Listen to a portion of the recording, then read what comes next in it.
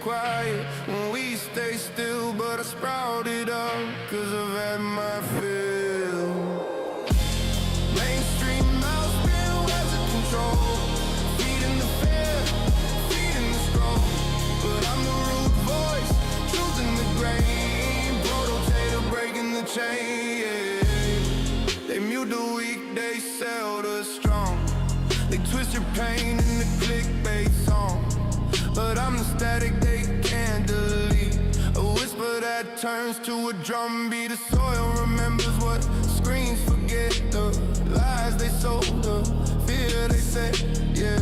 Can't cancel roots that dig too deep. I'm the truth that wakes when the sheep still sleep. They can blur the lens, but not the sound. True vibrates underground. From the mud I speak, from the cracks I rise. Can't cage the storm, can't mute the cries.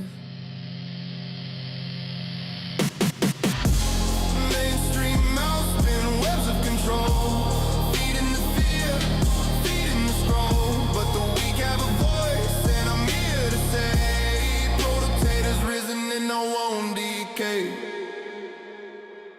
I'm not here for fame or show. I'm the void of the unheard below. They speak in headlines, I speak in root and true. Always finds its shoot.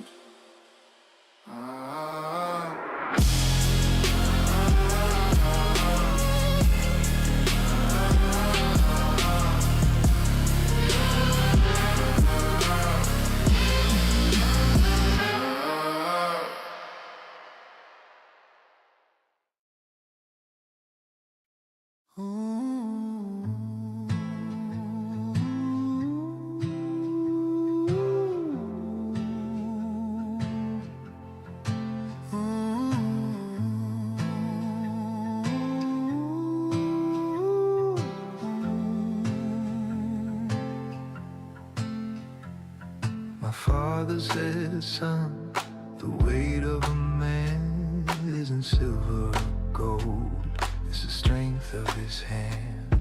Your word is your bond till the day you die. Let your name mean truth when the years roll by. We lost our way in the noise and the lies, but honor still burns if we open our eyes.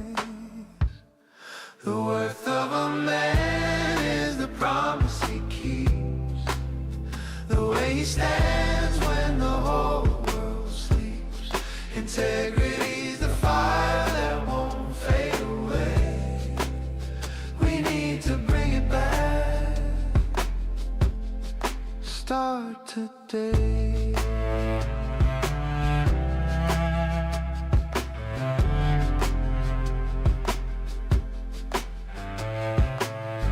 There was a time when a deal was a hand and neighbors helped each other stand. Now it's all screens and empty words, but truth still sings if it's ever heard. Let's raise our sons to know what's right, to speak with heart and live with light. Of a man. All right. Welcome in, guys, to the A Potato's Eye Live. It's good to have everybody in here on the new year. Looks like we've got Wikimoto first in. Welcome. Thank you very much for starting the chat off. I appreciate the engagement, you guys. Mushmouth, Joe, very much appreciated. And Apprentice, appreciate you guys being here. With Vic just starting his members only, I appreciate the engagement where I can get it. All right. So, you know, us potatoes, we like watching all the interesting things with all of our lots and lots of eyes. And today I would like to start off with basically bringing our attention to something that a lot of people probably already know. I apparently don't personally, or didn't until now. I did some research on what apparently is being called African time, or African mythology about time and the future. And I came across this clip that apparently has been circling, and it's the first time that I've come across it. So I'm going to go ahead and take you in and show you what this young lady has to say about what she's found in her discovery through mythology and their understanding of time. And basically what it boils down to is we all think that everybody sees everything the same way that we do here in the United States. And so as the melting pot, we should be able to just assimilate. Everybody should be able to just assimilate into the culture. And as we all know, people make the culture, not the other way around, right? So if we don't see things the same way as the people that are trying to come in, well, it's not going to quite go the way we want it to go. So here I'll show you what she has to say, and I'll kind of break down hopefully a little bit to you so you can understand a little bit better. What if I told you that for many African societies, the concept of the future doesn't exist, and that instead of time moving forwards, time actually moves backwards? This was the work of John Mbiti, one of Kenya's and Africa's greatest philosophers. So we can already kind of see concern there. If time doesn't move forward in their reality, in their understanding of time, if time doesn't move forward, if everything just collects and then becomes time as it goes past us, then there's no understanding of the forethought, the fore needed ability to replicate, to produce anything, right? And in 1969, he wrote something that completely reimagines the way we think of African time. Mbiti says time is a two-dimensional phenomenon with a long past, vibrant present, and virtually no future. So again, like she's saying, and it's kind of going a little bit quick here, but basically what it's saying is they don't see a future. Everything that they see is time as it stands right now. So as it becomes events, as it becomes memories, that becomes time. Until you have something to become time, time doesn't exist. Using Swahili words, he describes the two dimensions of time. The first one being sasa, the now, the recent past, and the immediate future which can be experienced. The second dimension is zamani. Zamani is the vast, endless past where all events eventually go on to live forever. So again, like I'd mentioned, so as it gets past us, as it becomes the past, that becomes time as we knew it. But they don't see anything going forward. Hey, TNT, welcome in, man. It's appreciated, very much appreciated that you come in and say hi. If you haven't liked the stream, folks, please like the stream. Appreciate any engagement that I can get. But again, going back to this, if time doesn't exist forward, all they're thinking about is what's happened. There's no understanding of reciprocity. There's no understanding of, okay, you've done this for me. What can I do in turn for you? Because there's a future that I have to think about, and I might need something going forward. If you can't understand time in the same way that America does, because we're built off of time. So much of our culture, our understanding of how things play, it is time oriented. We don't know what's going to happen 6 months from now, but we know things need to happen 6 months from now. Shipping needs to happen. Things take a long time to get across the seas. So we have to be forethinking ahead of time. And in order to do that, you have to have a concept of time. But the future in African thought, it barely exists because time is made up of events. Time has to be experienced in order to be real. So because we can't conceptualize events tied to the distant future because they haven't been experienced yet, then therefore the future cannot constitute part of time. So again, with us, everything being fixated on time, you have to be at your job at a certain time. You get off a certain time. You get to be able to see your family for a certain amount of time. You have to have that forethought of future in order for our culture, our way of life to be able to work for you. Now, maybe, come generations down the way, you can form that understanding. But if you grew up with the understanding of no future, no needed reciprocity, no thought of I need to do this so that I have this going forward, then you're not going to be able to assimilate as easily. Hey, his words of love, welcome in.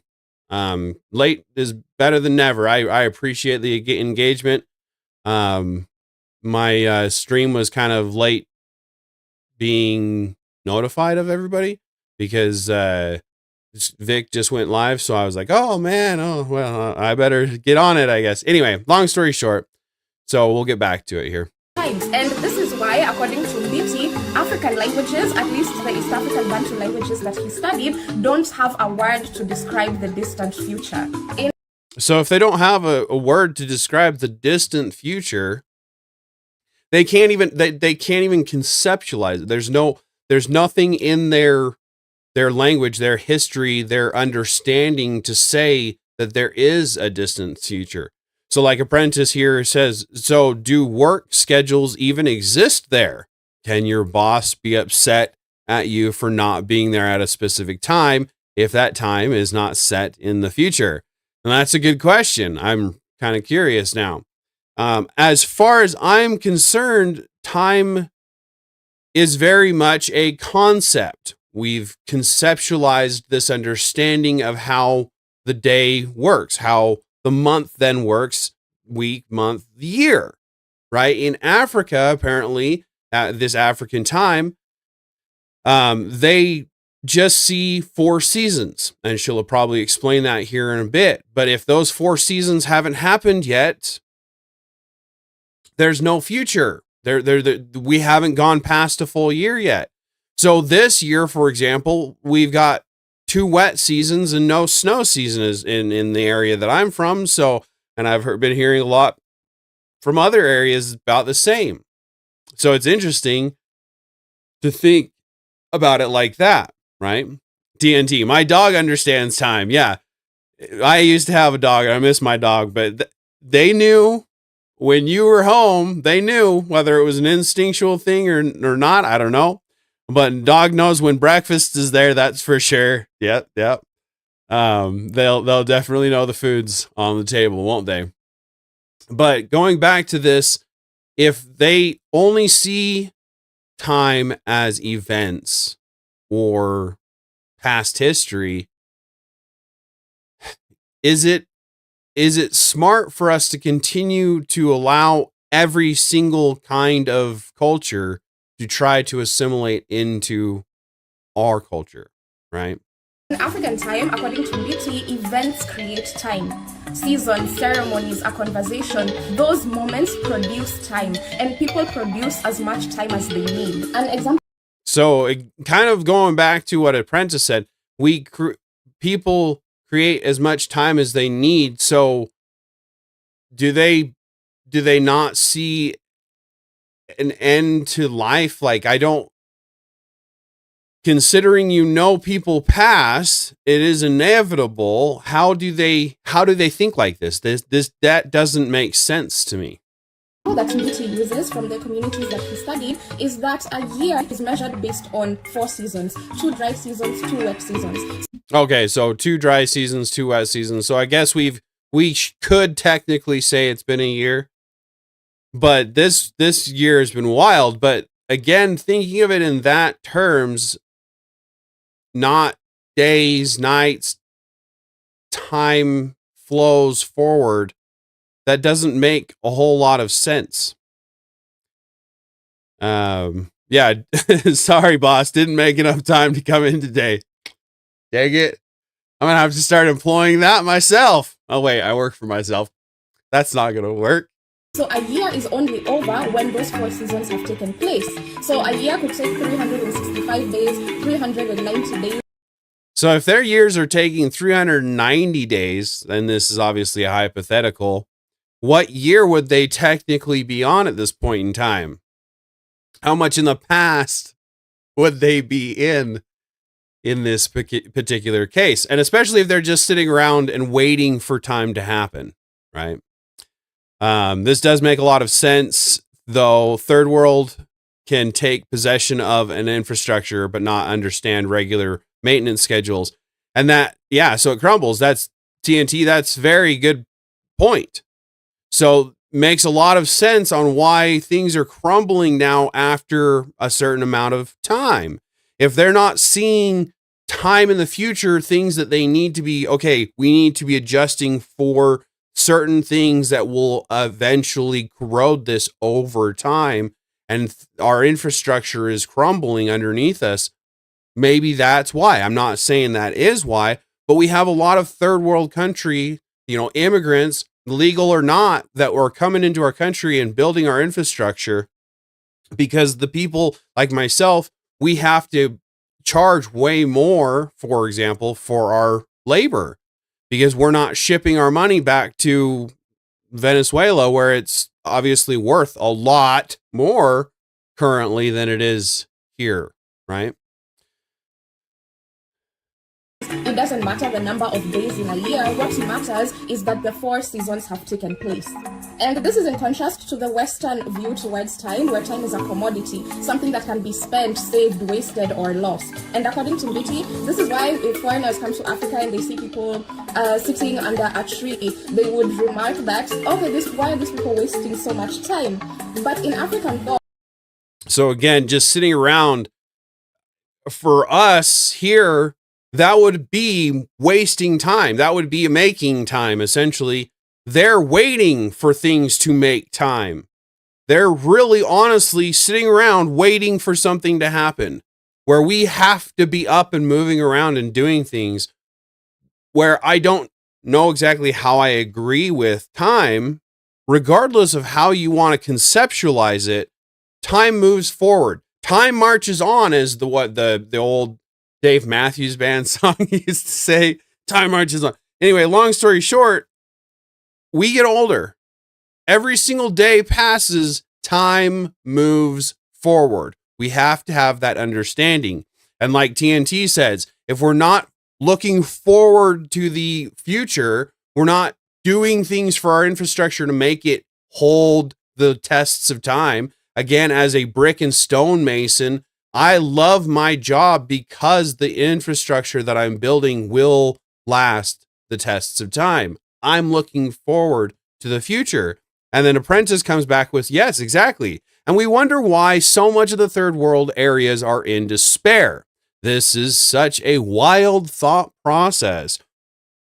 Cause and effect. I understand correlation does not make causation, however the saying goes, but it definitely makes causation makes things happen. If you're doing something today that's not looking forward to the causation, it's going to take effect. but that's sitting under a tree. It's not wasting time. It's either waiting for time or producing time. For me, I think this Western idea of time as a commodity is what drives this Western obsession of progress, development, and some promised future. And this difference shapes everything from politics, economics, to how we live our days. And right there, it shapes everything from how they understand politics to economics. If you're not looking forward to the future, you don't have a set understanding of the future, then you're not trying to better economics. You're not trying to better the politics. You're just, okay, what can I utilize off of this right now, right? And like Apprentice is saying, this is a great illustration of how thought process are not standard. I would always explain to my boys that your mind is like a forest. Each new thought process is like blazing a new path. And that's amazing, and that should be shared with a lot of more people. Your mind is like an infinite blank slate, a forest of sorts, like he's saying. You can literally do whatever you want to. There are people that believe that we are our own gods, and I don't believe that in any way, shape, or form, but we do create our reality to a certain extent because of the fact that in our mind, what we say goes in our reality. So we create our path. And if you don't like the path that you're on, switch, cut down some different trees in a different way and go that way. But if you don't have a concept of going forward and you're trying to assimilate into a country that has definite time understanding constraints, how is that going to work for your generation until you can understand, you can conceptualize time yourself? The more you travel the path, it gets wider and easier to travel. The society you raised in creating the framework of roads before your own thought blazes new ones. Our maps don't match. Yeah, again, if you continue down the same path, it becomes easier and easier to just do whatever you like to. The straight and narrow is hard to go, but it is essential to think of where you're going and how you're going to get there. Lives. Because in African thought, the golden age isn't in the future, it's actually in the Zaman. According to Mbiti, the future is only a shadow until it comes to the present, and then it flows into the Zaman. So in that way, time moves backwards. We are not the ones who move forward into time. So of course, Mbiti wrote this from us. So again, like we've been going over, time doesn't move forward for them. So if time doesn't move forward for them, if they're only seeing what's happening now, how are they going to understand shipping? How are they going to understand scheduling? How are they going to understand making sure things follow through down the line? The future is important. That's pretty much all I have on that one. With that being said, I'm sure a lot of us have heard of the story about Nick Shirley exposing the luring center in Minnesota. Well, digging into that, the fraud across the United States is getting absolutely ridiculous. I'm sure a lot of us here in my chat know about this probably going on, but is California fraud even worse than what we've understood up until this point? Probably. This was released 5 days ago, Larry Elder Show. If you don't know them, definitely go check them out. This is a decent take on things, so we'll go ahead and show you what's going on here. Report on the fraud here in California, maybe $70 billion, number 10. California Congressman Kevin Kiley, he is sounding the alarm in his home state, saying under Governor Gavin Newsom's leadership, it has become the, quote, fraud capital of America. And we have team coverage. Our national correspondent, Alana Austin, is. So, like, again, so Newsom is, as I understand it, he's going to be running or trying to run for president. And yet we've already got, is it even worse? Worse than what? Should we even be letting him run for any office for that matter at all? His words of love. That's where I got my education, at the Leering Center. Yeah, I must have gotten mine at the Leering Center. Maybe that's why I haven't gotten a girlfriend, just because I leer. I didn't ever learn. Sorry, that was terrible. All right, so get back to it. On Capitol Hill with more on the investigations into Tim Walz, but we start with correspondent Heather Myers, who has more on what is going on in... Yeah, exactly, Apprentice. You're the only one that I've seen same take as I do. Still cracks me up. All I can picture is some creepy old man standing around the facility with terrible expressions, leering at the facility. Sorry, I'll get back to this. California, a rainy day out there on the West Coast. Heather, what can you tell us? Well, good afternoon to you, Katrina and Andrew. This latest report was issued by the state auditor, and that's a nonpartisan position. That state auditor now puts 8 state agencies on a high-risk list of agencies to watch out for things like fraud and mismanagement as well as waste. Here's a look at that 92-page report. Newly added to the high-risk list is California's food stamp program. If the state doesn't get the improper payments under control, it could cost an extra $2.5 billion. So another $2.5 billion with a B for food stamps. So we'll get into that here in a bit, but we've got to figure something out because the SNAP, the welfare, the food benefits, they have to stay around for those that need it. We have to keep them for those that are honestly disabled, honestly in a desperate need of the help that us taxpayers are more than happy to pay into. But it gets to the point where we've got, if their reports are 70 billion with a B lost, $70 billion of the taxpayers' money in just the state of California. And this isn't even what we're mainly talking about in the news right now, right? This is a side thing that I've picked up on. It could be more than what I'm understanding. I'm a potato. I try to stay out of the news as much as I can because I like to have a better grasp of what's really going on, and the mainstream news is definitely not what's really going on anymore. Also on there is the Department of Finance, which was tasked with giving out COVID relief funds. Critics say $32 billion of that was taken by fraudsters. Then there are infrastructure issues like California's deteriorating dams and also the high-speed train that's already cost taxpayers $18 billion without a single section of track complete. And again, 18 billion without anything actually complete where you can say, yeah, I tried that train out from one station to the next. It wasn't a very long ride, but you were able to get to one station to a next for $18 billion. Where is this money going? And I understand this isn't my state, but I'm mad, and I can't even imagine what some of these people are that live in this state, watching this happen, expecting infrastructure improvement and getting on, right? TNT, this much fraud isn't an oversight. These politicians they need their money. They need to be able to confiscate that. I don't know where all of our money is going to. So if it's not going into their pockets, where is it going?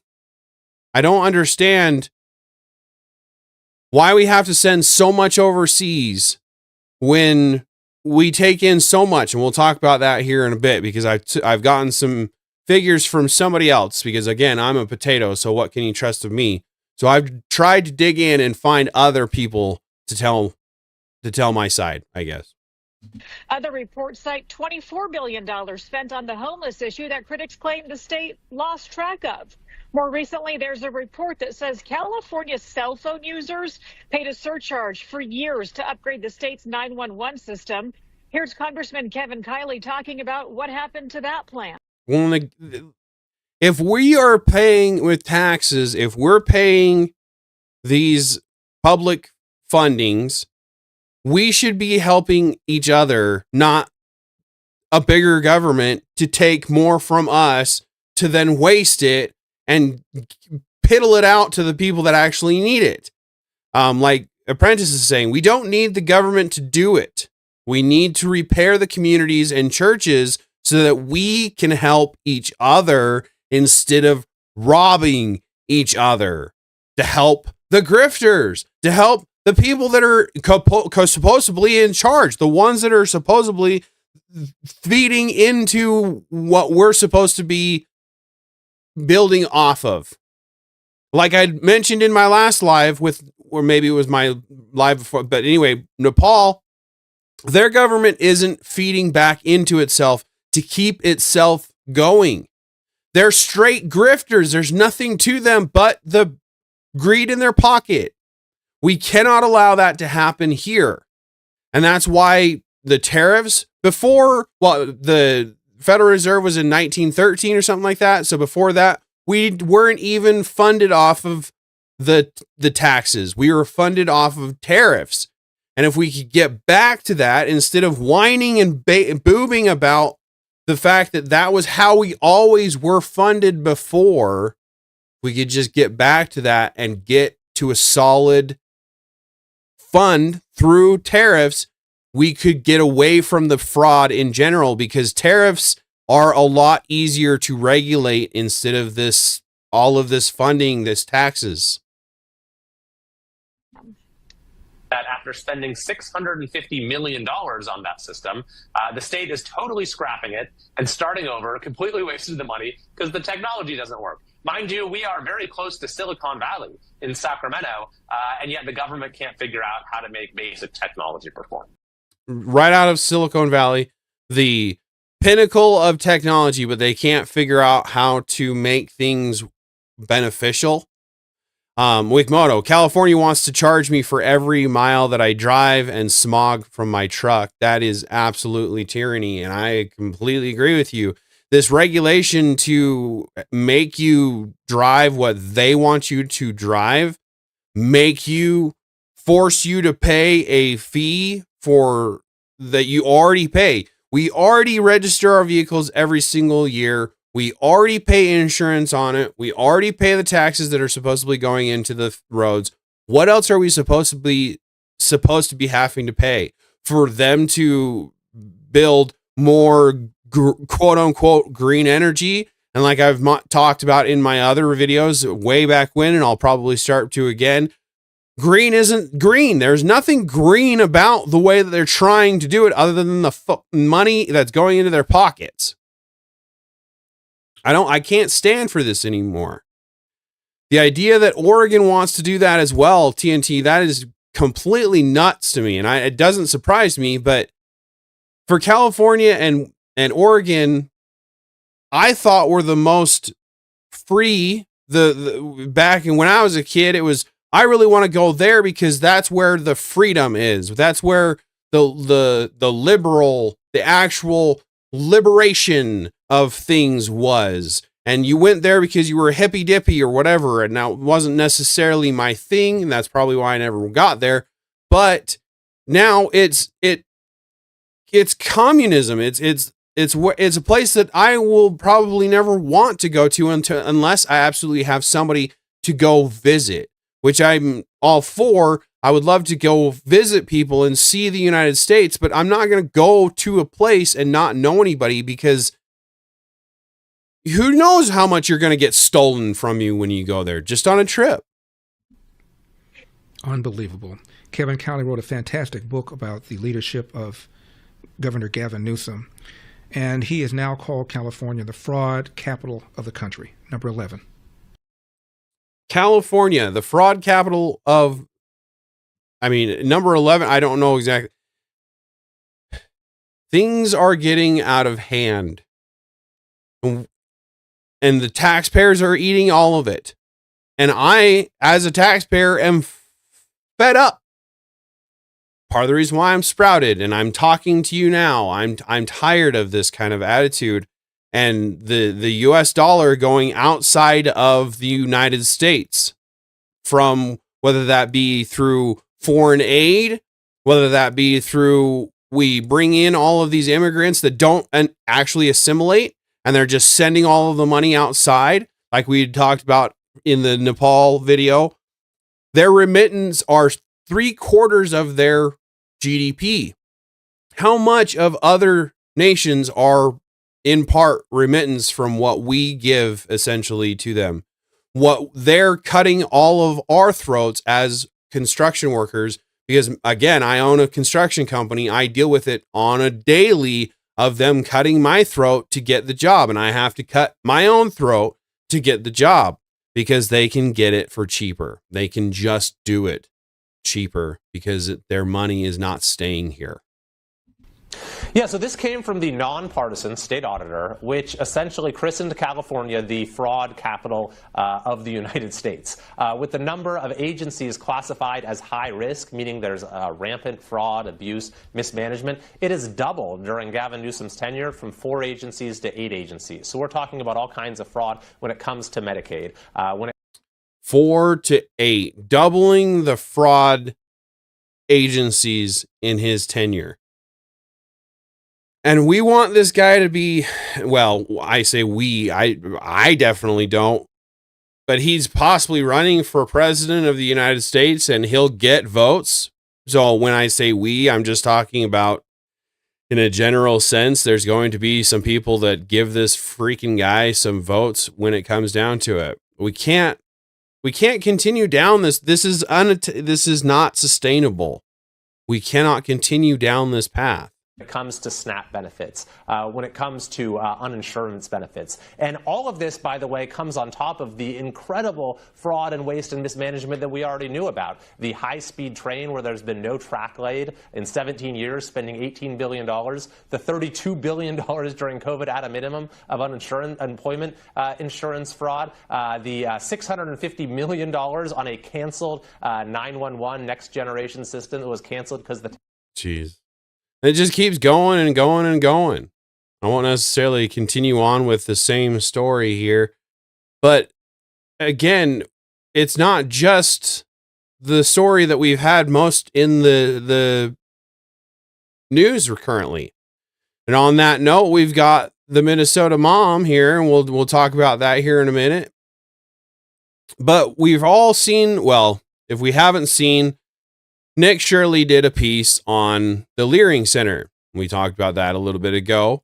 But after that, we've had things coming out of the woodwork for possibilities of the fraud.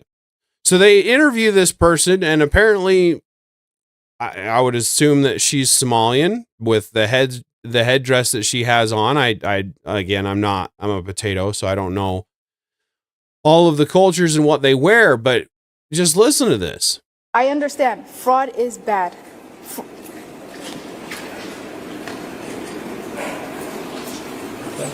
She can't even finish it, and she struggles, and then after she gets done struggling, let me see right here.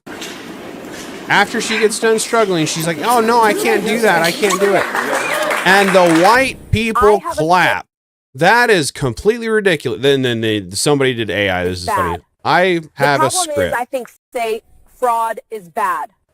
The problem is I think fraud is good. So when I say fraud is bad, my brain melts down. Brain melts down. Yeah. So again, the research that I did, I found that Somalia was one of number 10. I think it was the 6th nation in the world for fraud, from what I'm understanding. And then doing some more digging into across the United States and what's been happening across the United States with all of this, we have this picture here. And this is basically, there are 4,000 daycares in a 20-mile radius around Boston. That is crazy to me.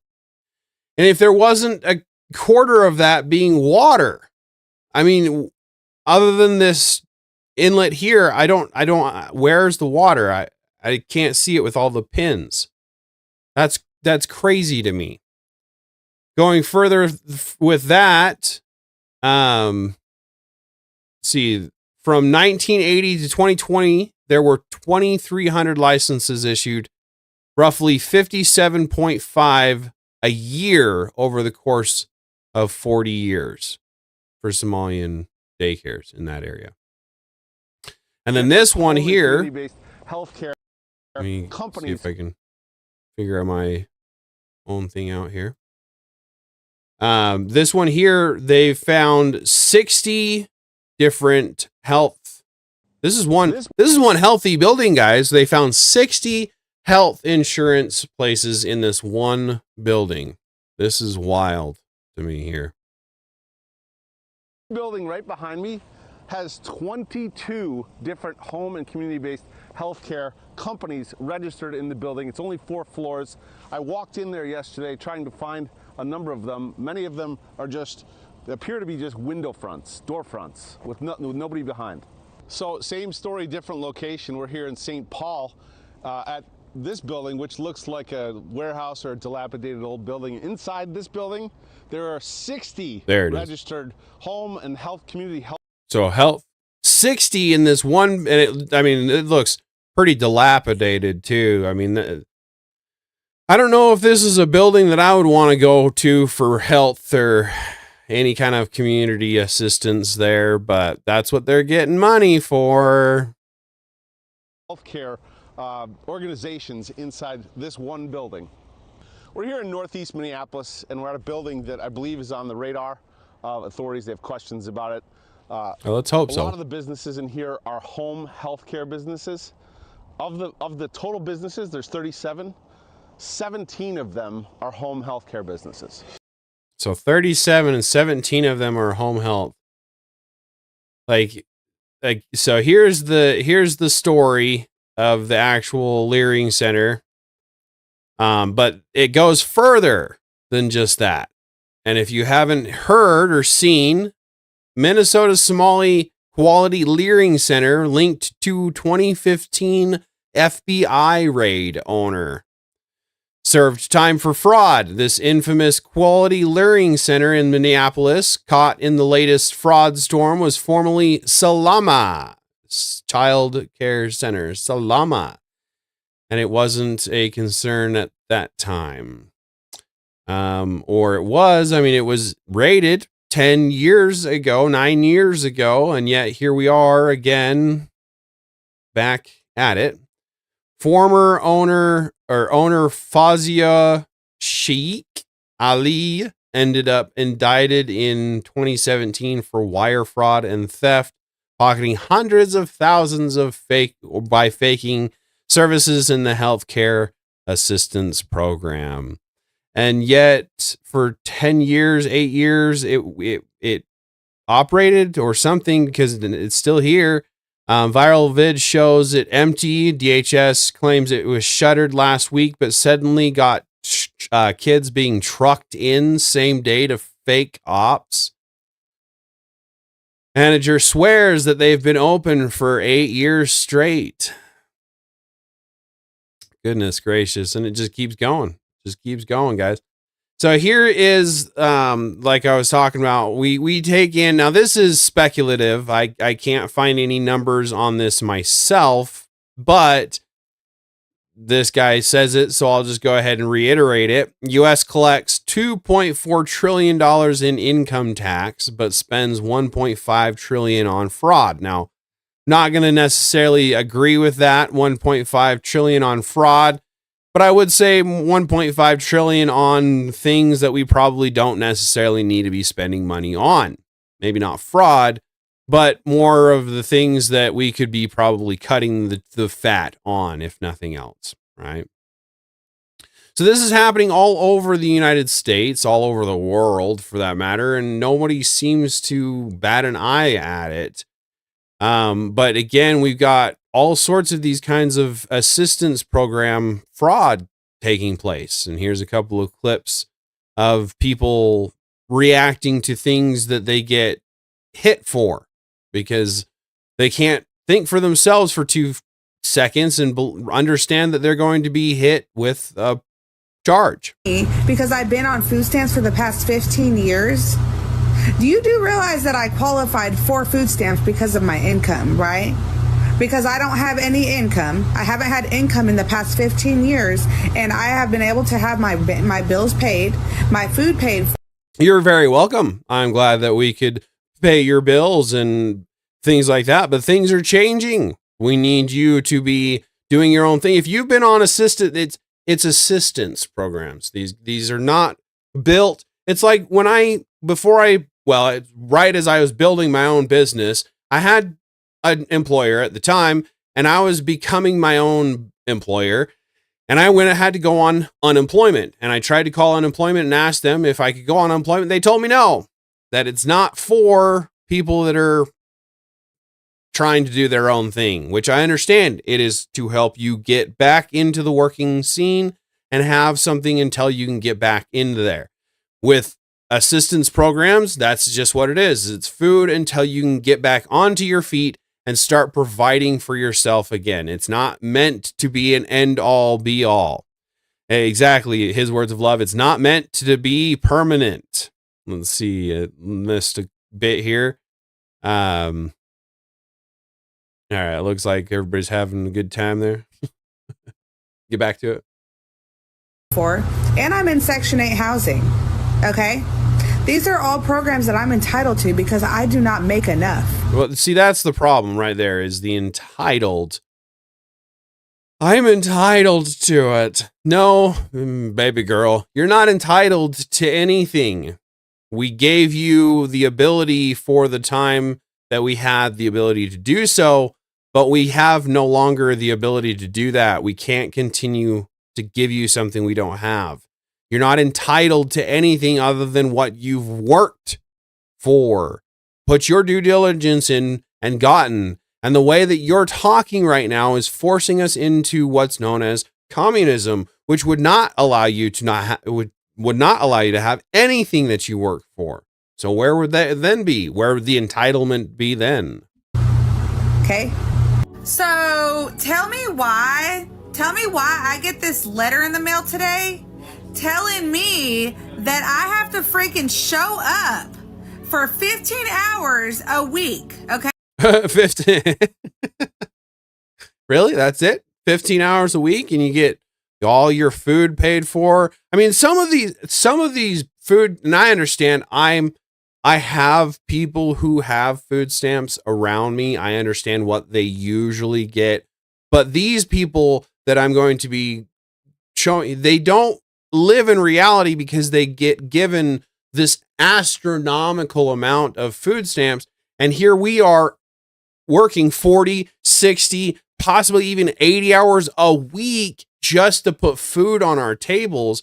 Again, like I'd mentioned in my previous video, my dad worked 2 or 3 jobs just to put food on the table for us and did it. He managed to do it. Again, it was back when things went further, but this idea that you can just get given things and not have to put in any kind of due diligence for it is ridiculous. Okay. 15 hours I'm going to have to take out of my time to go and do what? Some hours? I have to put in some effort so I can get food stamps? Are you kidding me? Like I don't already have enough responsibility. Obviously, you don't have enough responsibility if that's the way you're going to act. Did I just drop off the air? What happened? I have a viewer, but I only have one viewer according to the analytics. So that was interesting. Just dropped all at once. Okay. So get back to it. I have things that I do every single day, like my rituals, my daily self-care. Okay. That's taken away from myself. How is that right? You're taking away from everybody else to have yourself. You don't get to just take from everybody else. You need to put back into something to get out. If we continue to just give everything that we have to these people, we're not going to end up having anything in the end. Right. Why should I have to contribute so that I can receive my $2,700 in food stamps each month? Why should I have to do these things so that I can continue living rent-free? Does that make any Continuing living rent-free. You literally just explained your own, like, you aren't, and nothing is given for free. So for you to have something, you're not being, this is wild. We'll jump to a different one here. Just basically just kind of showing a little bit of what I've found with the craziness these days. For the better part of like 6 years, I moved out stamps on and off. W is quite literally the opposite of that. So I'm a low-income girly. I've been on food stamps on and off. Low income, and she's got 2 nose piercings, you know, of course, the septum ring theory. Tattoos on her shoulder. That's quite the bit of makeup here, but she's low income. Make it make sense. I'm a little confused. For the better part of like 6 years, I moved out of my parents' house when I was 20, so I'm 26 now, so I've been on food stamps for about that long. Tell me why. I just got this fucking letter in the mail, and I haven't been on food stamps for about 6 months because I got a new job like 5-6 months ago and I knew I wasn't gonna qualify. Tell me why I got this fucking letter saying that I owe food stamps $2,095. What the fuck? They also don't give any options for like payment plans on here. Yeah, payment plan. You better Klarna that. Put it on Afterpay.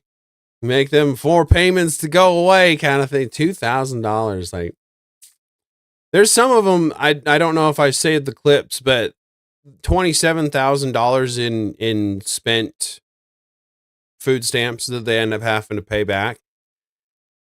And you know, I mean, I understand there are some people that get into situations that they don't completely understand that they're not supposed to be cashing those checks.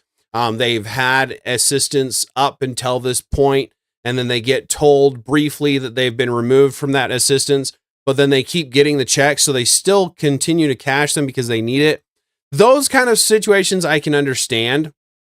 But again, like TNT here is saying fake nails. Yeah, I didn't even think about the fake nails, fake eyelashes, nose rings, tattoos, the makeup. Everything is screaming vanity with this chick. And she's saying that she's low income. They come back at us, all of us guys, right? We have to pay all of this for our makeup so we can look nice for you on our dates. So if this makeup is costing them all this money, how can you say that you're low income when you're not? It's obviously not low income, right? Or they didn't tell me why. They were just like, oh, just pay this balance, or it's Right. Well, and that's the government. We got to love that. They don't have to tell you why, because they didn't have to give it to you in the first place. You were given a benefit. That benefit ran out. If the taxpayers don't have the money to continue to pay into your habit, why should we have to continue to pay in? It's going to get taken out of your next year's tax return. Bitch, the fuck? And the letter came from the collection agency, the government collection agency of food stamps. They have their own collection agency. Also, how evil do you have to be to work that job? Like, I would hope that they have their own agency. I mean, we have so much going on, obviously, so much money going out that we can't keep track of it. We need different departments to be able to regulate your mismanagement of your own funds, let alone our funds, our tax-paying funds that we give you all of these benefits with. Yeah, your fake nails are a big one. I don't know how much all of this costs, but I dated a girl that was pretty high maintenance, and I'll tell you, the money that I spent on her was ridiculous.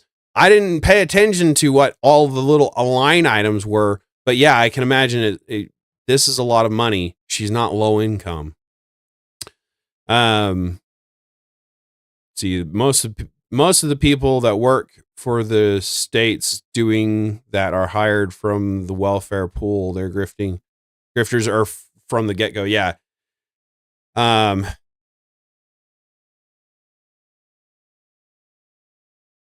Yeah, and see, Prentice saying that the people themselves were giving them hints. And I have had many people tell me about stories of them going into the welfare office and the unemployment office, and the workers themselves will give them some pointers. Have more kids and you'll get paid more. Do this and you won't get the interview, so then you can stay on unemployment. It's just garbage. Like the employees, we need them to be somehow more integrity backed, right? His words of love. Yeah, I'm definitely the poor bastard that couldn't do anything for myself, I guess. I don't know. Now I'm definitely different. I hold my own now. Want to know, like, most people who have food stamps are not like well off enough to even be paying $2,000. Like, most of them don't have $2,000. Most people don't have $2,000. She has almost $2,000 on her hand alone. I don't know how much these are cost. I don't know how much these cost. I'm not saying that that's accurate, but within that frame, I would not be surprised if her makeup, her nose rings, her eyelashes, her fake nails, and those tattoos, if all of that added up to $2,000. Could be, might not, I don't know, but you go into a car, you go to buy a car, and they love to pull the whole, priorities, right? If you just give up coffee and you give up this and that and the other, these people, they've been given all of this for so long, it's time that they start to struggle a little bit to understand the necessity of the dollar, the value of integrity, of working for what you're owed, what you need. In their bank account. I know I sure as hell don't. Like, since when did food stamps become a loaning service? Since when do I have to pay this shit back? It should be a loaning service. I mean, I'm not saying like interest, but if it gets to the point where you can be making money and you're not it should definitely be you're paying this shit back. If you can be made to pay back other kinds of theft, of fraud, of things like that, why is this any different? Again, if you need it, I fully am behind you, and as a taxpayer will completely and agreeably help you. But everybody can be doing something, and these at-home jobs, these call center jobs, those kind of things where people could be allowing others that can't do our labor jobs, but we choose to go into those call centers and those things. Leave those jobs to the people that can't do other things so that they have jobs to be able to go out and feed into the economy with. But everybody can be working. Most everybody. I can't say that everybody. Most people can be working some way or another. Like, I'm thinking about it, and I'm like, there's no way. I'm sorry to break it to her, but the reason why she got the letter is she spent... All right, so let's see.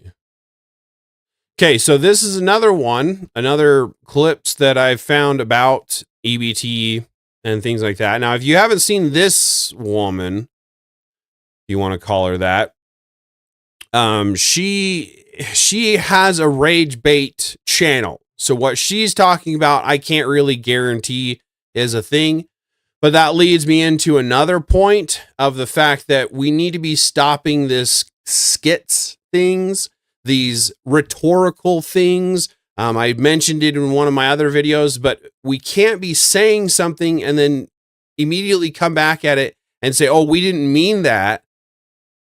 That's not how it was. This partner shaming is a good example of it, where they'll say, okay, my partner is a piece of garbage or whatever, and they'll videotape them doing something that's benign or something like that, and they'll make it out to be a huge thing, and then they'll come back and they'll say, oh, it was a skit, or it was a prank or whatever. First of all, a prank is only a prank if everybody is enjoying it, as far as I'm concerned.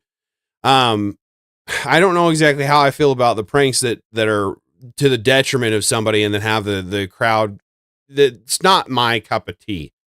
But this idea that we can do things for rage bait, for clicks, for the bad publicity that ends up being good publicity, we as a people have to fight back against this idea, because this woman does a lot of that shit. And I don't know exactly what she's talking about here, or if she actually did this, or if she just made fun of it. But basically, she would go and she'd buy a bunch of cans of soda on her EBT, and she'd pour them out, and then she would recycle the cans for the cash, right? And she got caught doing it, and got turned in, and so she has to pay back a bunch of money. I don't know how that would be cost effective, because you're only getting what, a cent for a pound nowadays, it seems like. But regardless, she's not paying for the sodas up front. So all of that aluminum is hers regardless. So how much money did we pay to have it just poured out? And again, I'm not saying that she actually did it. I'm not going to cover that. But yeah, that's where she comes from. To arrest me for welfare fraud, and now I'm going to lose my food stamps. I just want to check the mail. I received a letter from the food stamps office. It says, after multiple videos were sent into our office, we had to conduct an investigation. And during our investigation, we did come across a few discrepancies in your application. It says, therefore, over the last 6 months, you received benefits that did not belong to you and Yeah, they found you out. Sucks to be you. Sucks to suck, I guess, right? Again, like I was saying, you knew the parameters when you get signed up for this kind of stuff. You get told you can't make a certain amount. You have to stay under this. You have to do this. You have to whatever. Now, I've never had them, so I don't know the parameters of them. But for example, I was on unemployment at one point in time. So I do know the parameters of that. You had to look for 2 different jobs every week, which was easy. And you had to go through any interview and try to make that interview work. And if you got accepted and you turned that job down, you lost your unemployment. You knew this. So if you go about going and I always tried to get a job. When I'd get an interview, I'd always try for it. I couldn't get it, whatever. But I knew people who would sabotage on purpose these job interviews so that they could stay on unemployment, because they were making more on unemployment, food stamps, than they could working an hourly job. So again, we as the taxpayers that are funding all of this need to say enough is enough. We're not going to fund in all of this crap that we can't be affording to fund. Yes, the people that need it, and I absolutely stand 100% behind them. But this kind of stuff, it can't continue to happen. So yes, I absolutely agree with a $27,000 fine to pay them back. Apprentice, part of the problem is today's youth, no one was allowed to mess with them until they were in the real world. Yeah. Can't hurt their psyche. Yeah, we gotta let them live their life. And now the participation trophies are making them think that even just participating gets them stuff. This girl doesn't do anything. She won't even cook her husband dinner. She only takes care of her children. She doesn't clean or take care of the house. Nothing. Holy crap. His words of love. Yeah, I can't tell for sure because the words across her face. I think I know who you're talking about now that you say that. I think I might have heard her say that she won't cook and clean for her husband. Ladies, take some lessons from his words of love here, because yeah, we don't like this idea that you're not going to cook for us, you're not going to clean for us, you're not going to do anything for us, you're going to go be a boss babe and then continue to take everything in our wallet for yourself and all of our houses and all of our property after we've built that up to take. That's not going to fly anymore. Men are starting to understand that we don't care to play the game anymore. Just like the government is not going to play the game with the payback, with the SNAP, men are not going to sit around and allow women to not clean and not cook if they're not going to work. If they're going to work, then half of that needs to go into the house, just like half of my work will then go into the house. But if you're not going to have, then why would you think that I would just give and not get anything in return? I'm actually shocked. My son and all of his friends are the most base conservative Christians you'll ever meet. Gives me hope for this world. Wickmoto, that's really good to hear. Props, man. Glad to have you as one of my crew. And that's good to hear that we have some hope for the next generation. Just like Apprentice, his kids, from what he's said, we've got some good people in the next generation, and I'm glad to see it, because this hurts my soul. Needs to be paid back. You know how much I have to pay back? Do you want to know how much food stamps I have to pay back? I have to pay back $27,000. Good thing is that they offer a payment plan. Well, at least they offer a payment plan. Can put that on Klarna, the afterpay. We'll work it down slowly, I guess. This is kind of crazy to me. It just, I don't know how you think you can just swipe that card. I guess it's girl math. You know, they keep talking about credit cards being money, free money or whatever. I don't know, but you got to understand reality is going to set in at some point in time. You can't just spend whatever you want to and have it not come back to you. Off the government and food stamps. I don't know who need to hear this, but if you're gonna give me the food stamps, give them Good Lord to me. Them teeth, man.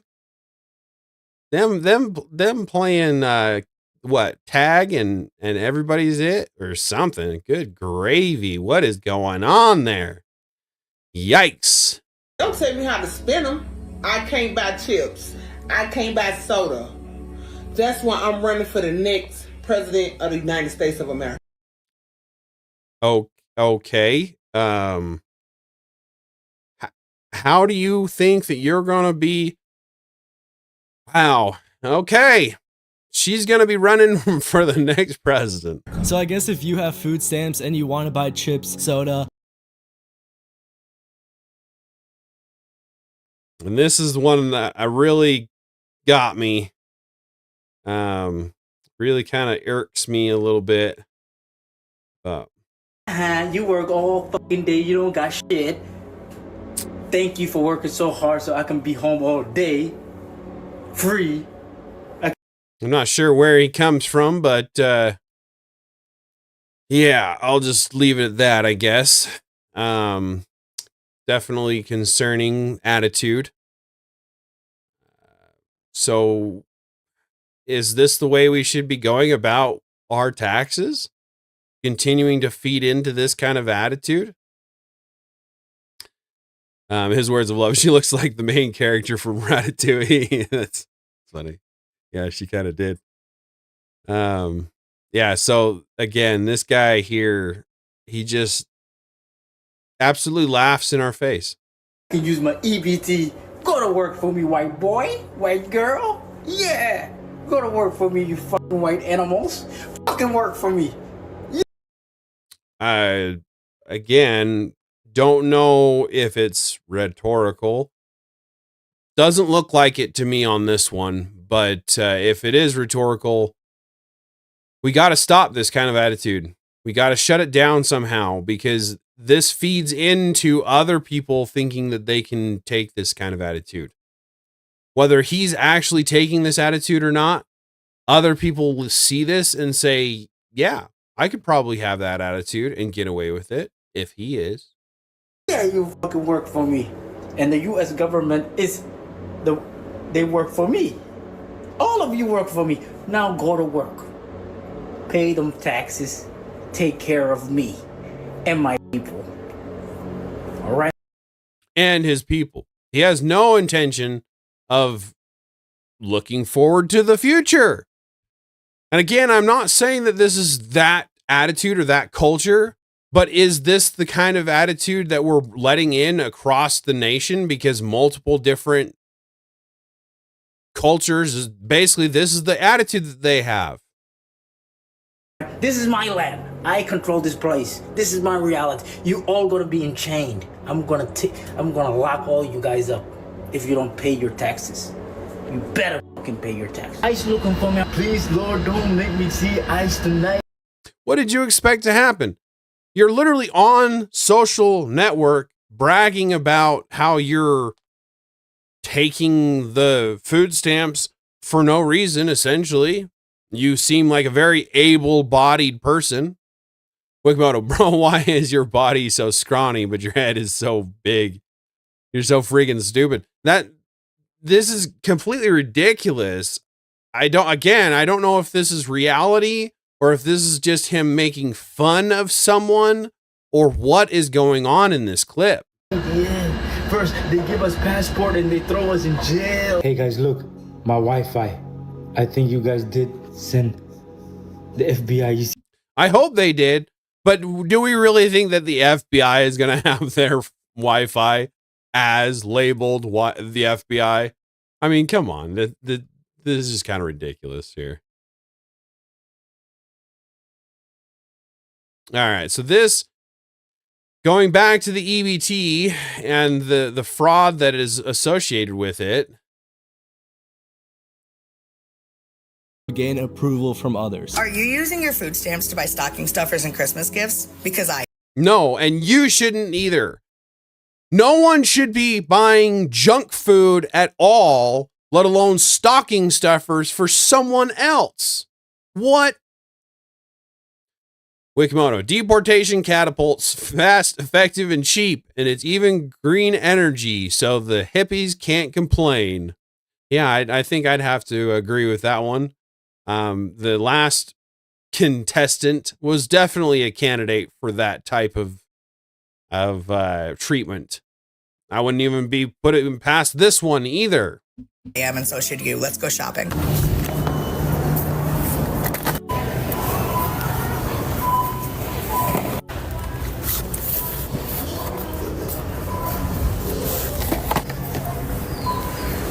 This is wild. Like, to have just, I mean, all of this is just sugar, sugar, sugar, and more sugar. I mean, don't get me wrong. Some of this stuff is kind of fire. It's good. It's good. I mean, I'm not a fan of the Queen cherries, the chocolate covered cherries. Some of this is good, but it doesn't matter.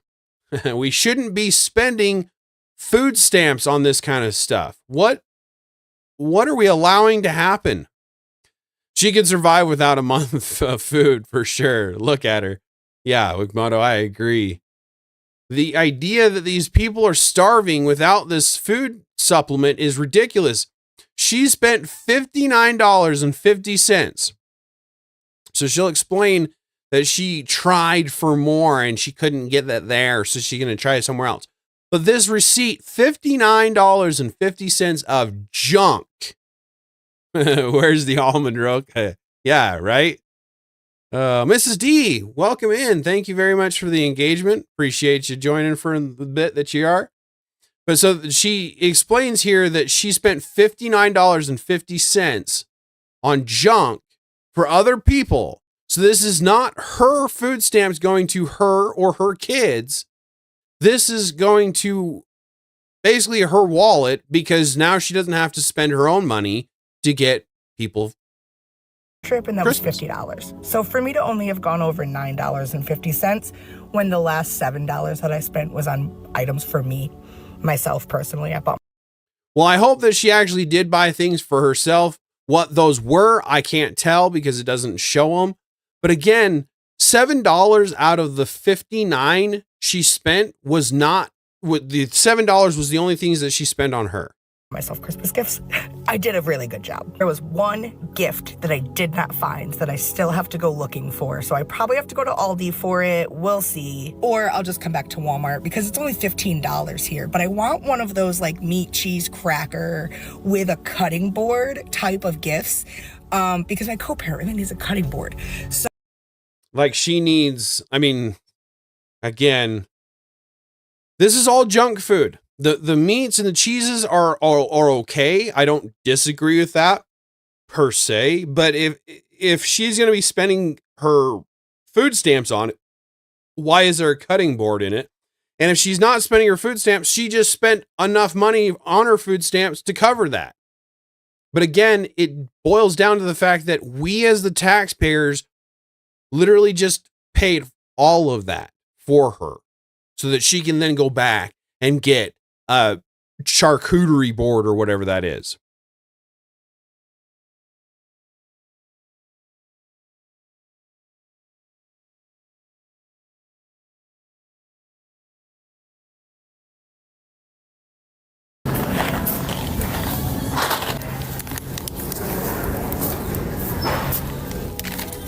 items for me. So end balance, she's got $372.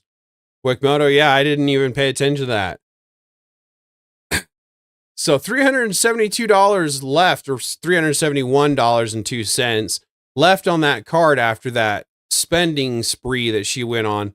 And it just gets worse than that. There's other people that talk about how much other patrons come in and spend at the store. Like it, but I didn't want no problem. Foods and whole ingredients to cook healthy foods. So I didn't want to bust nobody out. I felt like it, but I didn't want no problem. So I'm grocery shopping, doing all my errands, getting ready to go to work this week, which some of y'all need to take some fucking lessons and learn how to do. And I'm at the grocery store, and it's this family in front of me, can't speak a lick of English. And the food stamps that they had was incredible. Yeah, they can't speak a lick of English. So whether they're legal or not, that's why I'm taking a firm stance that if you're going to come to the United States, you should be assimilated into our culture before you travel to our culture. I mean, if nothing else, learning the language, a lick. If nothing else, sorry, I cannot speak English, or whatever it is. I don't do accents. Don't come at me because I'm an asshole. But the point, I know I am. But the point is if they can't even speak any English, why are they able to collect the benefits from the taxpayers? Why is this even allowed? I could not believe the food stamps these people had was incredible. And then when we got out to the parking lot, these motherfuckers are getting into a Cadillac Escalade. And again, back to the panhandlers and all the garbage that we feed into our communities, that then they go out and they do this kind of garbage. They either panhandle and they'll go around the corner and they'll climb into a brand new F-250 or a brand new Escalade, or they'll go into the store and they'll buy all their food with food stamps, and they'll have shrimp and lobster and steak and filet mignon and things that I couldn't even dream of affording on a 40-hour work week, just trying to survive. And these guys go in there not speaking any English and just start raking up the bill. What is going on? We have got to come to some kind of understanding that we cannot continue to spend this much money on these kind of programs where they're not being utilized properly. His words of love: every family member of mine who gets EBT is overweight or heavily obese. I'm starting to see it's a trend. And that's the thing, is they are working at getting us dependent on the system. It's like I've mentioned in multiple videos before. It's like catching feral pigs. You give them feed in an open field, and then you start to slowly close that field off each day as they get more and more relaxed to that walling going on. That's exactly what we have going on here with food stamps, with generational welfare. You don't have to work because your parents didn't work. They were on welfare. Now you get to be on welfare. All of that money is coming from us taxpayers. We can no longer afford to do this. We have to start standing up. The fraud is real. All the kids got little Nikes on or Vans, dressing hella good. And these fools had, and their grocery bill was like $700, and they just swiped with no problem. So obviously the people that... So again, $700 with food stamps, and probably didn't even bat an eyelash, because like we were talking about before, they probably have a ton on their food stamps that we don't know about, and they're just waiting for the next time to spend it, basically. To put food on our table, then we don't need to be putting no money in their pockets. Thanksgiving is canceled, Black Friday is canceled, Christmas, as well as New Year's Eve. And please do not forget tax season as well. The first opportunity you get to go to HR, please go and make sure you file exempt all 2026. What do you think that's going to do? Really? Filing exempt is only going to end up screwing everybody, because it doesn't matter whether you like it or not. The IRS is backed by the government. They are making us pay the income tax until we can figure out a way to tariff our way out of it, or whatever we can, because again, tariffs were the way that we funded everything before income tax. We could go back to that. We need to go back to that. Let people keep their own money. Stop taxing everything and allow people to keep their own money, and the economy would benefit from it as well. Y'all realize how much we can crumble the system if we stop spending money for an entire week? Better yet, an entire month? Stop paying mortgage. We stop paying rent. We stop paying all of our bills. The government owns your mortgage? I mean, if your landlord were not to work and you didn't pay him and he's part of the rebellion, how that's circular. How is that going to be beneficial? This makes no sense whatsoever. Crumbling the system, you're not going to crumble the system by not paying rent. You're going to get kicked out. You're going to get homeless. That's what's going to happen. Who gonna come and evict us? Because the way that they laying people off, and if the people just go ahead and walk off the job, we ain't got to worry about nobody coming to kick us out. Scrubs. That's who will come. Scrubs. The people that are so desperate for money, they'll work for anything. Yes, they're out there, and they'll come out of the woodwork to take over the jobs, to come and tackle you just for the fun of it, probably. We cannot crumble the system. Yeah, apparently. We cannot crumble the system by not paying individual people. And that's what that boils down to, is individual people. Who gonna be in the leasing offices? You understand where I'm coming from? Who gonna be working at the banks? Okay, y'all, we gotta start using this situation to our advantage. The system as we know it is crumbling. A lot of us been asking for this so long, and now that it's happening, y'all. Why is there what? If black people want to be treated as equal, why is there so much slang to the language? It's ask. Why can't you formulate words properly? If you're out of slavery for so long and you've had all this opportunity to become educated, be educated. I'm not even educated, and I don't ask, I ask. That's the way it's spelled. That's the way it's said. Ask. We're not axing people. We're not unaliving people here. We rather sit up here and remain hostage and remain a slave to the system that don't give a fuck about us. They never did nothing for us before, y'all. It's time for us to get in the field and do some shit for ourselves. That's all I'm saying. Wow. Get out and do something for yourself. Yeah, I fully agree with that. How do you think that doing nothing is getting out there and doing something? You're literally, what is going on?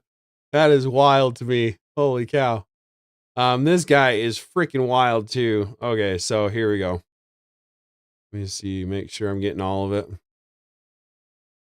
Yeah, this guy, I don't understand this kind of thought process at all whatsoever. Tongue piercings are so gross. Yeah. TNT, I don't disagree with you there.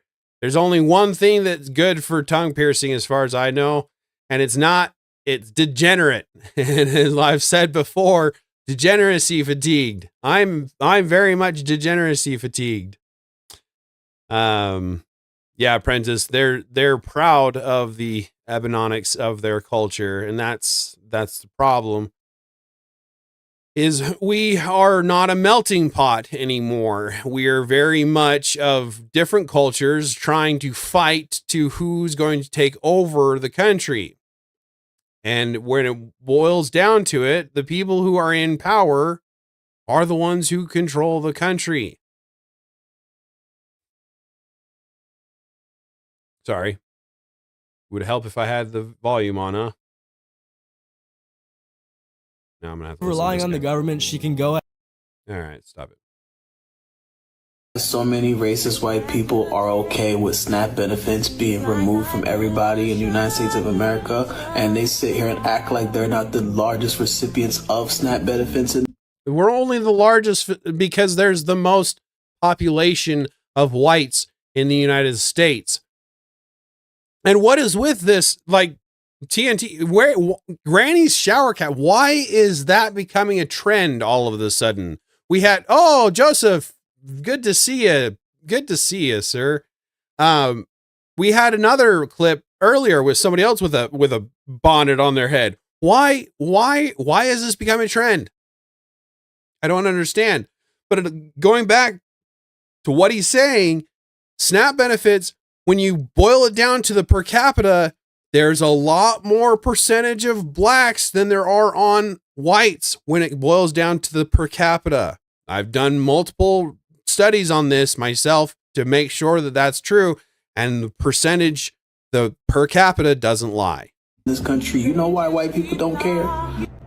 If you don't know, this is DJ Soulchild, convicted felon for abuse of a child. Why he would put child in his name is beyond me. But DJ, seriously, why would you put why would you label yourself child if you're literally known for abuse in that area? Like, that's insult to injury to us, to the people who are waiting for the system to do justice. This is wild, guys. Soulchild has a billboard plaque that, that's his claim to fame. But once again, DJ Soulchild wants you to know, here's the reason why white folks are okay with EBT members being without food. I know this is going to be real educational. Let's watch. Because they're used to eating people. What? If we want to throw around that kind of bullshit, we could throw it the same way in return. I'm not gonna, but why would you even put this out? Like, again, like I've mentioned before, the rhetoric online, the idea that we can just say that was a joke, because I'm sure that he's probably joking here. The people that are reacting to him are not taking it as a joke. I'm trying to take it as a joke because it's a benefit of the doubt. I'm trying to give people the benefit of the doubt. But this is wild to me, to really honestly think that white people were cannibal. White people. Yeah, there's the story about someone here and there. But again, indigenous people have their own lore too.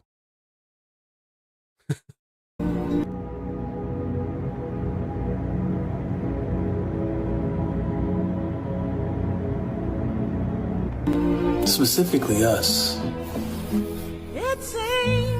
They love the taste of our melanin. Again, I'm assuming this is rhetorical. This is satire. He's being funny here. But I don't know many stories about cannibals in the white race. I love it when these people freak out about white people with braids. They say it's culture appropriation, but correct me if I'm wrong, it's called a Dutch braid. Yeah, Wikimoto, that's just it. Is the braid, the Dutch braid, came from white people. We didn't culturally appropriate when it came to that.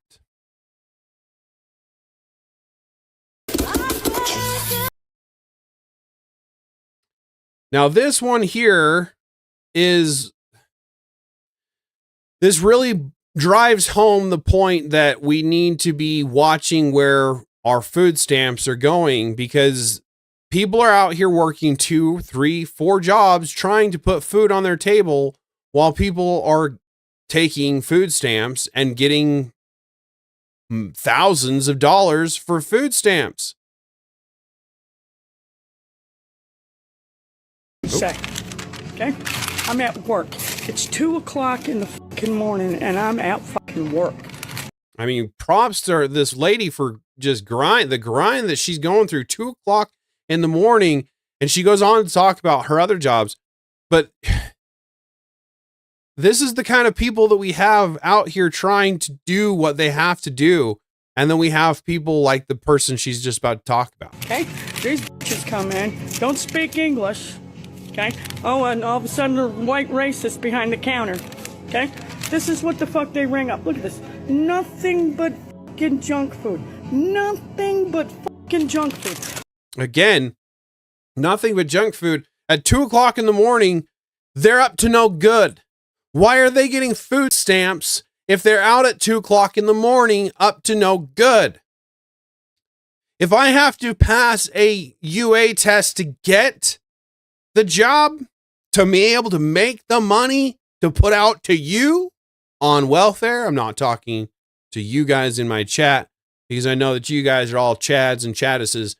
But the point is if we're putting out the money in taxes, what are we doing here? Look how long this bitch is. Look how fucking long it is. And guess how much the remaining balance is? Guess how much these two racist fucking pieces of shit that is coming to my fucking country and Man, I don't blame her for being mad, but dang, dude, I mean, straight spitting facts here for sure. I don't know how I would take it. The language, I mean, the language is rough for sure, but this is serious. I feel for her because again, my dad worked 2 to 3 jobs trying to put food on the table. And I can't imagine what he would have gone through if he had had to deal with this kind of crap in his day. you're making fun of me because I'm standing at a fucking job at 2 in the fucking morning. Well, guess what? I got another job to go to when I get off at this one at 6 until about 3. Damn. Again, from one job till 6 in the morning, goes straight to another job to 3. This is the average life for an American that's paying taxes. Where's our benefits? I thought we were of the people, for the people, by the people. Why are we not taken care of? Why is this poor lady having to do this? In the afternoon, and then I gotta get some sleep, and then I gotta turn around and do it all over again by 11 o'clock. So you motherfuckers that come into this fucking country and treat us like shit, I hope they bounce you out of this country so fucking fast that your fucking sombreros are left behind. Guess how much these bitches get? Guess how fucking much? Let me fucking tell you. $3,247 motherfuckers. $3,240, like we were talking about, to just waste. Now, I don't know if that's per month. That's kind of what she's getting at, is they get that per month, and I can't say that for sure. But the fact that they've got that much left means that they do not, in any way, shape, or form, need that amount per month. Hey, Pumpkinhead, welcome in, man. Appreciate you joining us. I saw that the Vic stream was members only, so I kind of appreciate that on Vic's end here. If I knew how to raid, I'd probably end up raiding to him when I got done with this, but I don't know exactly how to raid, so I'm sure you guys can all find him if you want to. I don't have anybody that's not part of his cool verse anyway, but anyway, we'll get back to this real fast. Fucking tax dollar fucking money, and then insult me. The insult. Talking, just looking at me laughing. Oh, this nasty white bitch. Yeah, I said, oh, get out of my motherfucking country. Get out, you worthless motherfuckers. Get the fuck out. So obviously, if you worked in a grocery store and you saw a family getting almost $4,000, have been reporting that they have not been able to use their EBT card, or if they try to use it, it said the funds are not available. Guys, just wait until this insane last clip. No wonder some people have been reporting that they have not been able to use their EBT card, or if they try to use it, it said the funds are not available, because some damn USDA federal employee has just been charged with over $66 million in... And that right there is one of my biggest problems. One of my biggest pet peeves is the people in power having the ability to circumvent the system. $66 million worth of food stamp fraud. $66 million by a federal employee.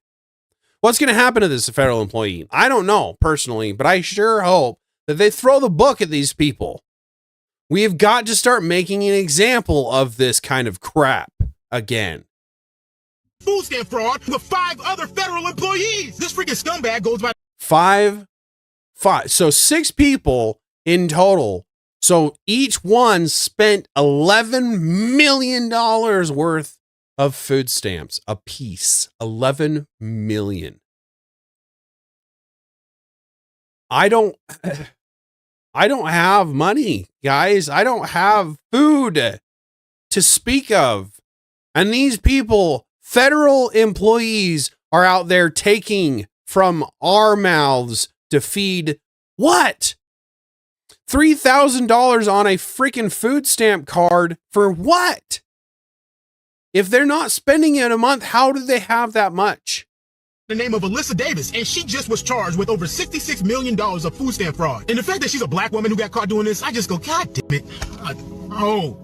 Alyssa Davis has apparently been doing this for quite some time. I mean, let's just think about it. To get caught doing $66 million worth of food stamp fraud with only 5 other people helping you out, that's got to be some kind of, like, either other people are just looking the other way and letting you do it, or you just were that dumb, but somebody just didn't catch you until now. What a coincidence. You get caught soon as.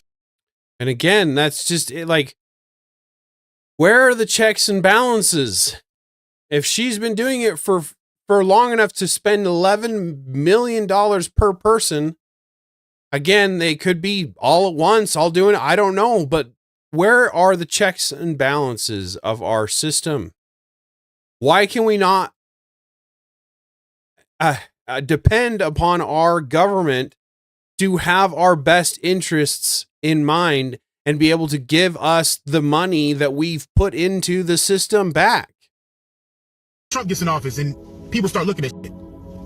If Kamala Harris had won, she would have never got caught. She would have never got caught.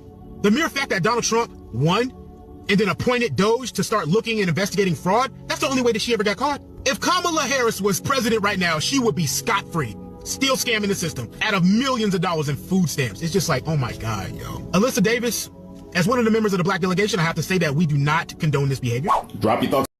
So that's, again, like, I appreciate him speaking out because we need to be speaking out against each other. That's why I'm pointing out the fraud between both. I mean, it doesn't matter what kind of color they are. I'm hitting the fraud. I'm hitting the money that's being spent that isn't going to the American people in America. Outside of the Americas, obviously, I can't do anything for it. There's only so much that I can do. But on this somewhat subject of fraud, we get into women and their tattoos, right? I came across this clip that I was going to cover. We've got a little bit of time before the end of the stream, so we'll talk about the tattoos and the regret that ends up coming of them.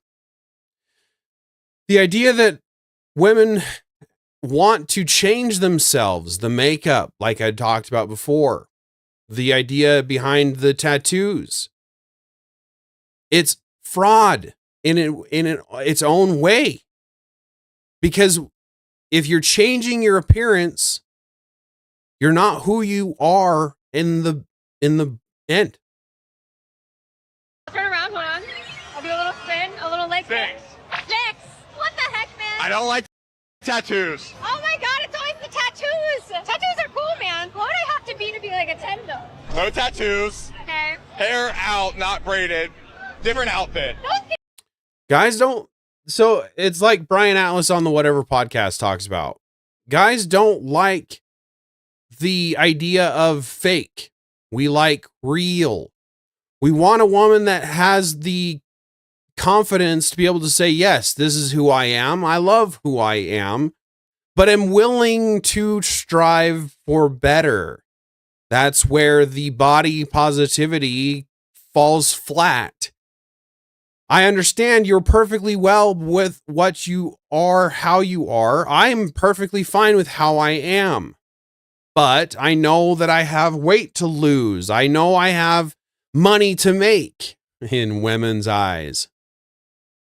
I know I can do better, and that's what we should be trying for. Better in our own right, not in the idea of adding something to us.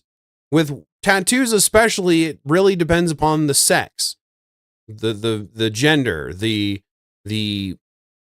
male or female. Males, it's taken by women as a sign of dominance, a sign of masculinity of sorts. With women, it's either a neutral or a negative. It shows a body dysmorphia of sorts, an understanding that I can be better, but I don't know how to be better. So men don't like the idea of tattoos. In fact, speaking of the Whatever Podcast, looks like there's a clip here of the Whatever Podcast, so we'll jump to that. I like the Whatever Podcast. Blame you. This is your fault. Yep, it's 100% our fault. What were we thinking? And this is from Alpha Central, so if you haven't checked out Alpha Central, check them out. He's a pretty good creator. Brings a lot of these clips to the surface. We'll talk about this one here. Ultimately, when it comes to tattoos and piercings, all this stuff, like, it's, for most men, it's going to be either neutral, but that's the best it's ever going to be. Like, when you get all tatted up, piercings, it's either going to be a neutral and you're doing that for yourself because you like it, or it's going to be a negative for men. It's either a neutral or a negative. Yeah, men don't look at women. No men that I know of look at women and go, man, I really wish she was completely covered in tattoos. She would look so much better if she was completely and utterly not herself anymore. I mean, look at the girl in the Felicity. She's probably not around anymore. I haven't seen her lately, but I don't understand why anybody would want to ruin that with makeup, with But all your tattoos all your especially, it's almost never going to be a positive. For me, now there's some dudes. I guess they don't have that much tattoos. There was one or two girls on recently that have just been absolutely and utterly like a tackle box blew up in their face. Who have like tattoos, but it's a guy's never going to be like, I didn't want her. Now that she's all blasted in tattoos and has a septum piercing, now I want to bang her. No. I think that a guy that has tattoos would be more like obviously accepting. Yeah, she's got a sleeve, and if that sleeve wasn't there, she would be fairly attractive. Now, if you're just looking at these girls, these are fairly attractive girls. They start to talk and it starts to lose attraction. But yeah, there was no flow on her tattoo work on that arm. There was nothing. They don't have any forethought into the way that their tattoos are going to flow. They just say there's a lot of these, and I won't necessarily get into it because we don't have the time per se, but there's a lot of these that talk about how they've just thrown together a idea and have it done. There's no forethought in it. You're going to be with this for the rest of your life. You need to be able to say, I don't think I'm ever going to regret having this. Wikimoto, I've kept my tattoos below my shirt line, but I'm getting a big ass Made in USA on an old military stencil print on the back of my neck. So keeping them below your shirt line, there's a positive. I mean, now we're getting into the idea that most people don't really care. The corporate jobs, you're able to have full sleeves and things like that. But up until just recently, tattoos aren't allowed in the workforce. They weren't a thing to want. And then you get old, and it's like my grandpa, he had a couple of tattoos from his time in the service, and he regretted them because they got old, they got wrinkly, they got droopy, whatever the case is.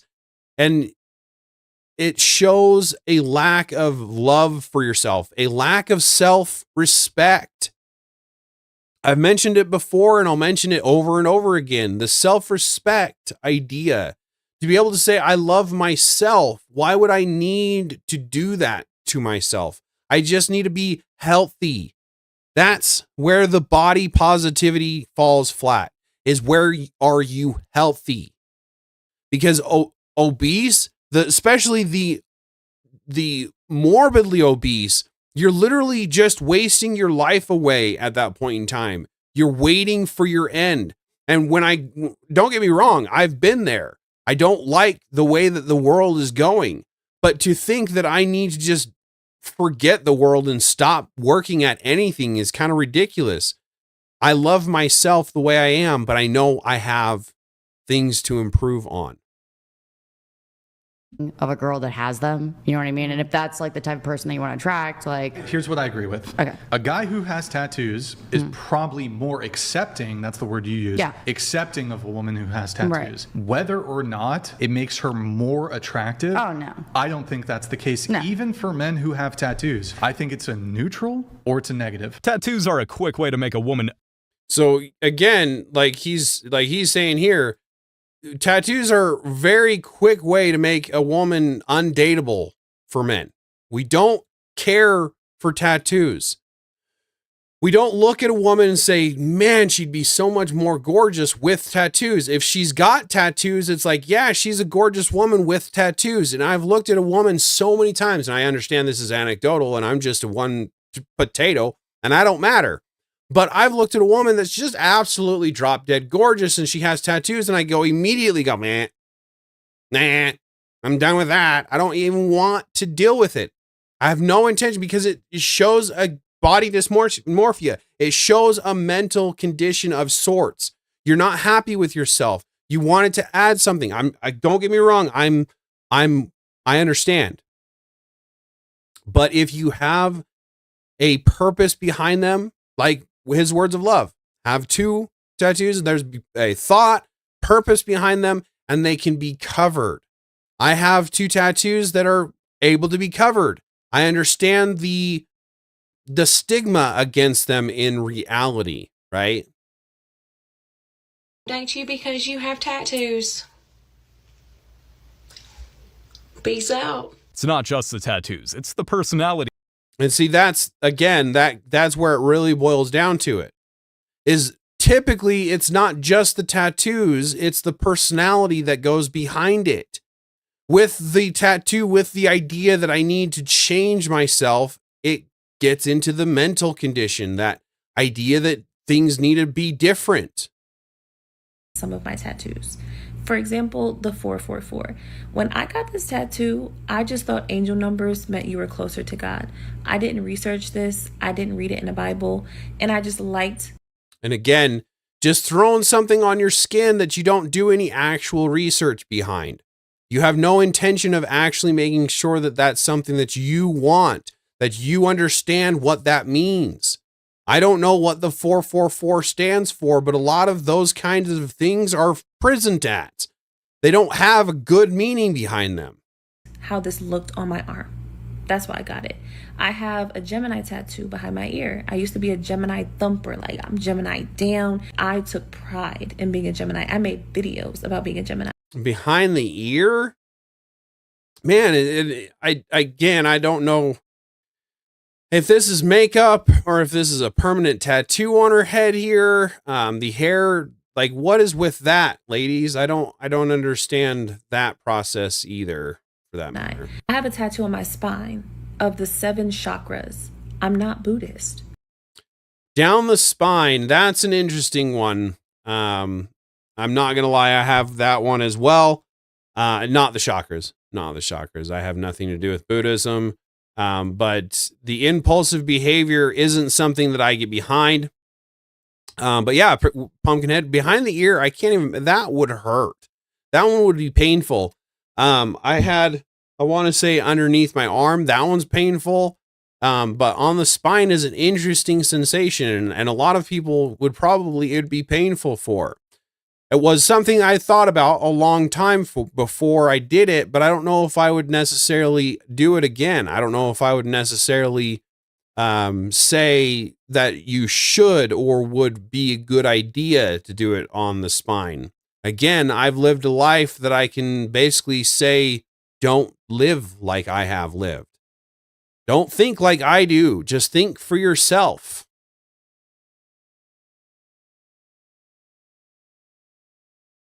And I don't have anything crazy. I have like a bunch of small ones. I have a bigger one on my ribs. But I always hated the saying, would you put a bumper sticker on a Lamborghini? And I always said, well, if I didn't think bumper stickers were heinous, I probably would. And now I'm like, I have a whole different perspective, because I'm like, why would I mark up this body that God has given me? Like, this body is not even my own. It belongs to the Lord. It belongs to Him. Like, who am I to put these markings all over my body? And that's just been like a recent conviction of mine. And that's another thing, like she's saying, is if you're convicted to Christianity, if you're convicted to the understanding of your body is a perfection, why would you feel the need to change it? Right. And again, I'm not saying that all tattoos are a bad thing, but you're putting something foreign in your body. And I have had reactions to the ink that I've used in the tattoos that I've had. They haven't been severe. I can't really say that they're not a bad thing, but I can't really say what they're going to end up doing in the end. Right. Pharmacat, welcome in. Thank you very much for the comment, the engagement. Really appreciate you joining me. I've been enjoying your streams as well. If anybody's in the chat that doesn't know, Pharmacat has her own streams. She's trying to get out there as well. And she's got some cute little sheepies that she's been showing us, and they've been pretty cool. All right. So this one here is where they start to really understand that it's not what they want to have going on with their body. Especially this one, actually. But can't define what too many is. Too many is one more than what she has at the moment. Her man said. So that one was basically her man had said if she gets too many, he doesn't want to be with her anymore. And probably if I were to get into a relationship and I were to have said that, I'd probably mean the same thing. You get one more, and that's probably too many. I probably wouldn't date somebody that had tattoos if I have that big of a problem with it, but I don't know exactly how I feel. And so essentially I haven't dated very many girls that have tattoos because I don't know how I feel about them. Honest. I like a person who's honest and can keep it real about everything. There's no need to lie. I broke the heart because I don't really want to mess with Jesse. But see, that's just it. Is she's got Jesse on her like chest, like the chest tattoos. Just no, none of it at all. But to have somebody's name that you can't guarantee that you're going to be for the rest of your life is wild to me. But this one here is what I was going for. Some because I see everything but everything and Jesse. I don't want to see Jesse. I just want to see everything. Ain't nowhere to run. Don't worry about Jesse. Okay. I mean, she says she's moved on, but the tattoo's still giving Jesse. A tour of all the tattoos that I hate and that I regret getting. So here we go. So I hate all of them. Got this done when I was 18, 19. So again, no real flow to the idea. She got that one. It had mom in it. She just left the mom out. There was no thought behind it. She didn't care to have it. She just wanted a tattoo. The butterfly, the roses, they're all very, very, every woman has got them. The feathers, the dream catcher. I've seen them all on women, and you're not being unique anymore. This is all of the same kind of concept. If you're not doing something different, you're just the same as everyone else. I hate them all. I should have listened to my mother, and I want to get them lasered off, and it's going to be sore and it's going to be expensive. So if your brain is... And that's the other thing is when you do decide that it's not for you anymore or ever was, and you want to have them lasered off, that arm she's talking about, I'm pretty sure she talks about it being $4,000 for that to be lasered off. That little bit of work. I'm sure she spent probably maybe $1,000, maybe $2,000, and even that is probably expensive work. The people in the chat probably could tell me more about the prices on that. But again, probably not anywhere near $4,000. And that's what she's going to end up paying to have them lasered off. Hasn't developed yet, think about getting a tattoo. I should have listened to my mother. So again, listen to your family members. They usually know what's best for you. Are tattoos red flag for women? Any woman that is obsessed with drawing all over her body, there's something wrong with her. I've never met a woman that's heavily tattooed that didn't have something wrong with her. Men, tattoos are totally different. So again, like he's saying here, it seems like a pretty elderly man, right? And in his time, he's never met a woman that's obsessed with drawing on herself without that issue with her condition, with her mental condition, basically. Men, it's seen as a masculine thing. I'm not saying they're a bad thing. I'm just saying that men don't see them as a good thing. All right. So that's kind of all I have to talk about before I get into anything else. We're just about to the end of our stream, so I'll go ahead and wrap that up. But I really appreciate everybody coming out. The taxpayers' money needs to be starting to really go where it needs to be going to. And that is the American people that deserve it. Not the people that are just going out there to utilize it in any way, shape, or form that they can. Not the people that are flocking in that could be essentially staying in their own country and doing their due diligence to build their own country. For anybody who knows anybody who wants, who needs to know this, once your baby is conceived, you can apply for full custody in the court, and they will put a restraining order to stop any cismortions. That is very good to know. Anybody who needs to know this, once your baby is conceived, you can apply for full custody with the courts, and they will put a restraining order stop to any cismortion. Besides that, the federal judge that we were talking about the other day and how they'd ruled future persons thing, that is definitely going to be something that us men are going to have to start utilizing to keep our offspring alive. Pharmacat, I never got any tattoos. I just seemed like a big thing to do and never felt comfy about it. Pharmacat, props. Good on you, man. Like, good on you, girl. Sorry. That is awesome. We need more women that are willing to be happy with the way that they were made. There's always room for improvement, but to put something on your body that's never going to go anywhere, it takes a lot of thought process behind it.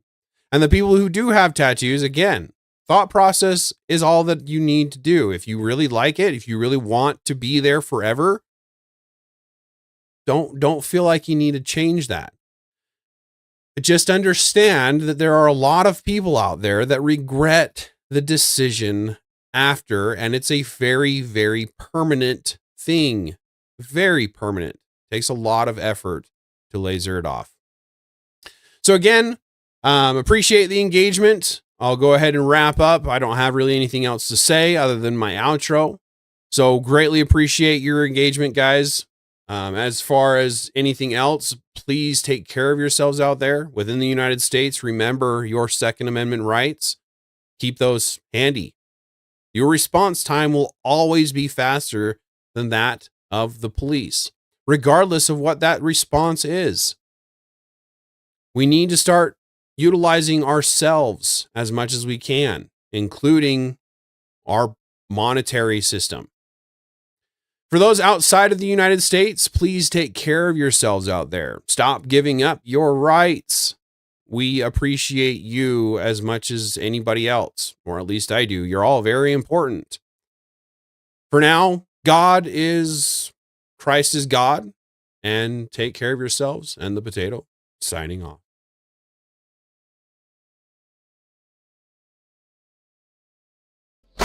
You